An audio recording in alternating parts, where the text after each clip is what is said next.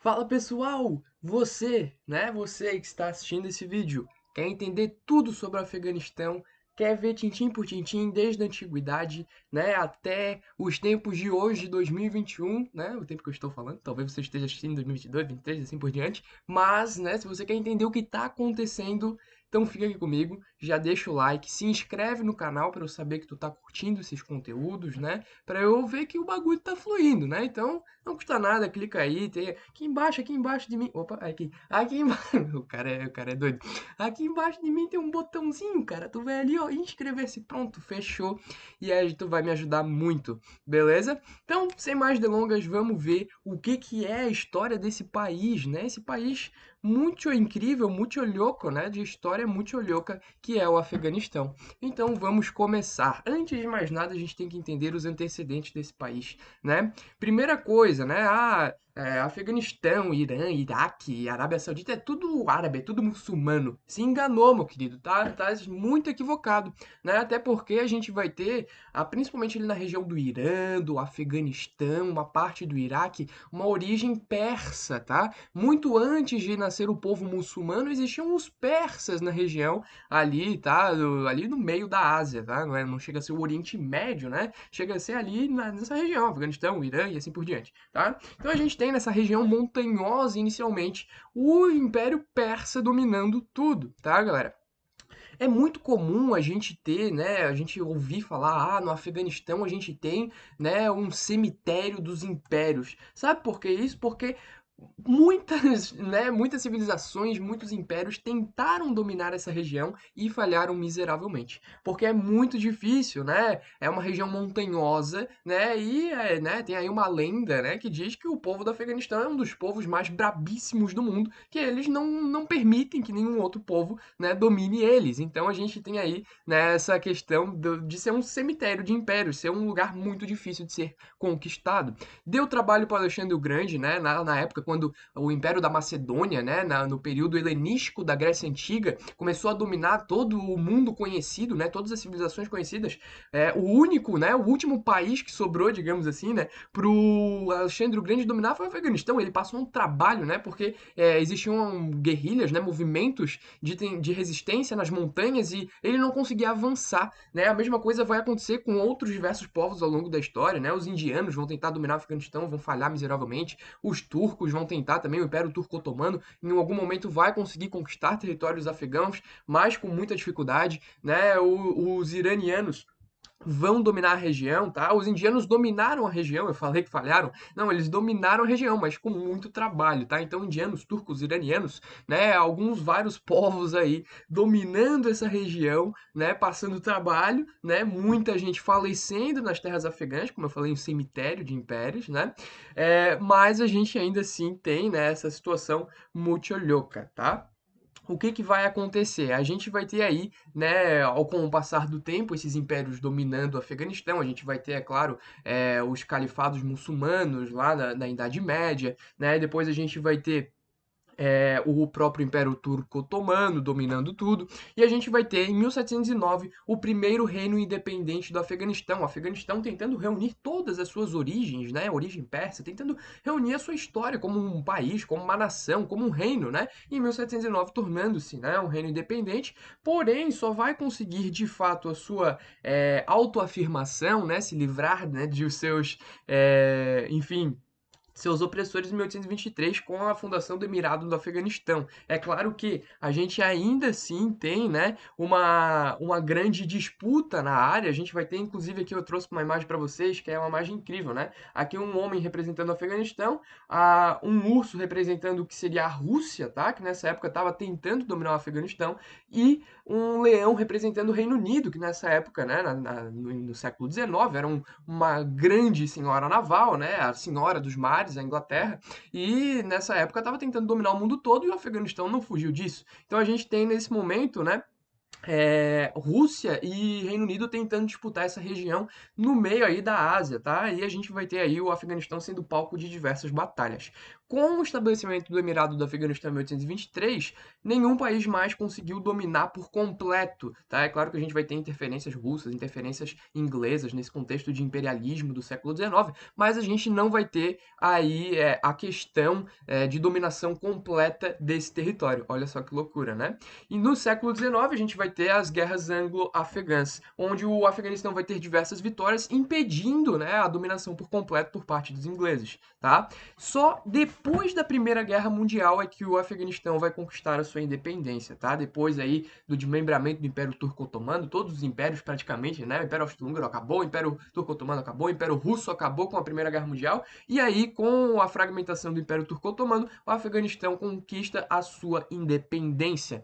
E daí para frente o que acontece, Bruno, ao longo do século XX? O Afeganistão vai tentando, né, formar aí um país, né, formar uma história política, né, consolidada depois de tanto ser, né, dominado por diversos povos, várias tentativas, algumas falhas, outras positivas, né, outras com êxito. E o Afeganistão, então, vai passar por alguns governos, né, da matriz, obviamente, muçulmana, tem muita influência muçulmana nessa região, né, e a gente vai ter, então, no meio da década, né, do meio para frente, na real, na segunda metade, né, na década do século XX, a gente vai ter o início de uma influência soviética. É claro que a União Soviética se formou, né, depois ali da Revolução Russa e tudo mais, no período entre guerras, consolidou-se depois da Segunda Guerra Mundial como a segunda maior potência do mundo, e a gente vai ter, então, né, essa influência soviética nessa segunda metade do século XX. O que, que vai acontecer, né? Principalmente ali na década de 60, 70, a gente vai ter o enraizamento dos princípios socialistas, né, em uma certa parcela do Afeganistão. É claro que a gente ainda tem, né, grupos muçulmanos, a gente ainda tem grupos mais tradicionais, conservadores, que não querem, né, nenhum tipo de interferência, nem estadunidense, ocidental, nem russa, soviética, né, não querem nada. Eles querem continuar com o que é a tradição e tudo mais. Então a gente vai ter nessa interferência soviética, principalmente em 1973, quando a gente vai ter a eleição aí, né, um estadista subindo ao poder, né, chamado Mohammed Daoud Khan, né? O Daoud Khan, ele vai formar então um governo pró-União Soviética no Afeganistão de 1973 a 1978, né? Ele que vai ser um cara que vai lutar muito contra o conservadorismo afegão, tá, galera? Porque lá no Afeganistão, né, a gente tinha essa matriz muçulmana e tudo mais, onde a mulher não possuía muitos direitos, né? Onde a gente tem uma certa burocratização, né? Todo um aparato da elite machista e opressora do Afeganistão, tá? É claro que muitos elementos dessa cultura, dessa política burocrata, elas são referentes, né, a uma certa tradição cultural, né? Mas ainda assim a gente vai ter aí uma certa opressão que vai, né, coibir os direitos da mulher. Quando Mohammed Daoud Khan chega ao poder, um governo mais pró-União Soviética, né, mais pró-reformas, ele vai dar direitos para a mulher, né? Direito, enfim, da mulher poder sair de casa, né? Da mulher poder visitar escolas, né? Coisas que a mulher não podia fazer. E ele também vai propor uma reforma agrária. Só que a União Soviética, ela estava vendo assim, cara, o Daoud Khan, ele não está sendo tão agressivo nas pautas dele, né? Ele não está, né, propondo uma revolução de fato no Afeganistão.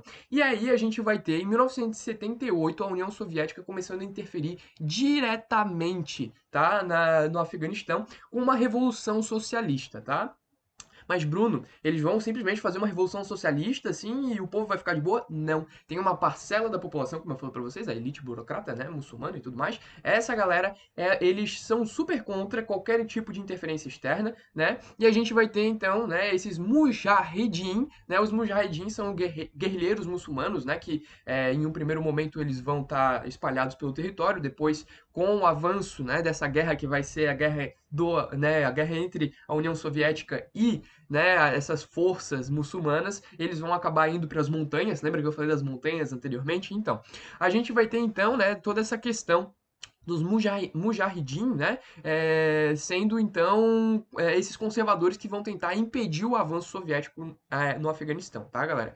Eles vão ser apoiados pelo Irã, pelo Paquistão e pelos Estados Unidos. Olha que doideira, né? Os Mujahideen foram apoiados pelos Estados Unidos porque os Estados Unidos não queria o avanço soviético de jeito nenhum, né, ali na Ásia. Tá bom, galera? O que que vai acontecer, né? A gente vai ter a consolidação da Revolução Socialista, né? Em 1979, a invasão da União Soviética e aí o governo de Brabak Karmal. O Karmal, ele vai governar aí de 79 a 86, ele que vai pedir ajuda a Moscou, né? Uma certa intervenção, vai onerar muitos cofres, né?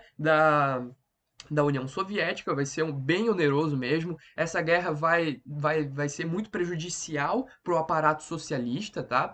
A gente vai ter na década de 80 a era Reagan, né? Toda aquela questão da Segunda Guerra Fria, né? Um ataque muito pesado dos Estados Unidos, né?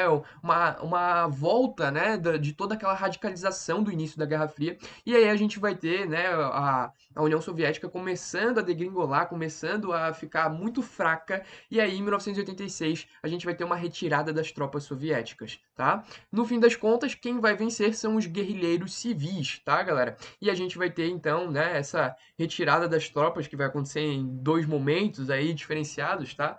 Primeiramente, as tropas efetivamente soviéticas, em 1989, as tropas pró, né, socialismo, as tropas pró Brabak Karmal e o companhia, né, pró os outros aí que seguiram depois do Brabak Karmal, tá bom, galera? Enfim, a gente tem no fim da década de 80 a decadência do socialismo soviético, né? E a gente vai ter então a decadência do socialismo no Afeganistão. O que que vai acontecer? A gente vai ter os grupos que venceram, né, todas essas guerrilhas contra a União Soviética tomando o poder no Afeganistão. E isso a gente vai ver na próxima aula. Beleza, galera? Beijão, deixa o like, comenta, compartilha, se inscreve no canal. Te vejo numa próxima oportunidade. Valeu!